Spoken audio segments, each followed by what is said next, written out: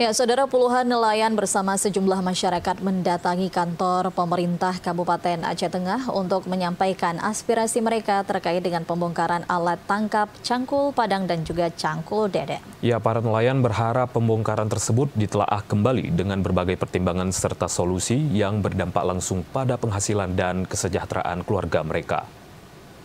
Puluhan nelayan bersama sejumlah masyarakat mendatangi kantor pemerintah daerah Aceh Tengah untuk menyampaikan aspirasi mereka terkait pembongkaran alat tangkap cangkul padang dan cangkul dedep yang dinilai merugikan para nelayan.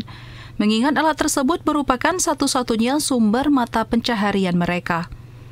Istri seorang nelayan, Rubaiyah, menyampaikan, para nelayan menolak atas kebijakan pemerintah daerah pembongkaran fasilitas cangkul padang secara mandiri ataupun secara paksa, yang berdampak langsung pada penghasilan dan kesejahteraan keluarga mereka. Bukan tidak mau dibongkar, kami mendukung program pemerintah.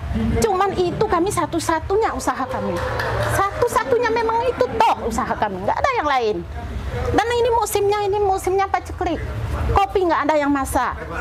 Sementara itu, Bupati Aceh Tengah Haili Yoga menjelaskan, pemerintah daerah menyambut baik aspirasi dan masukan para nelayan dengan mempertimbangkan masalah serta solusi secara bersama, sehingga kebijakan tersebut menjadi jalan tengah dan terbaik yang tidak merugikan satu pihak.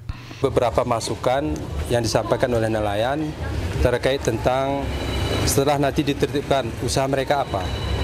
Artinya tidak ada yang tidak setuju, cuma metode atau cara yang harus kita sepakati bersama antara nelayan dan pemerintah. Pemerintah itu hadir untuk melaksanakan tugasnya untuk mengayomi masyarakat. Ada sebagian kewenangan ini ada berada di provinsi, ada berada di kewenangannya di pusat. Nah, Bupati dan Sekda, kemudian DPR dan Forkopimda menjembatani sehingga nanti masyarakat ini betul-betul terlayani dengan baik.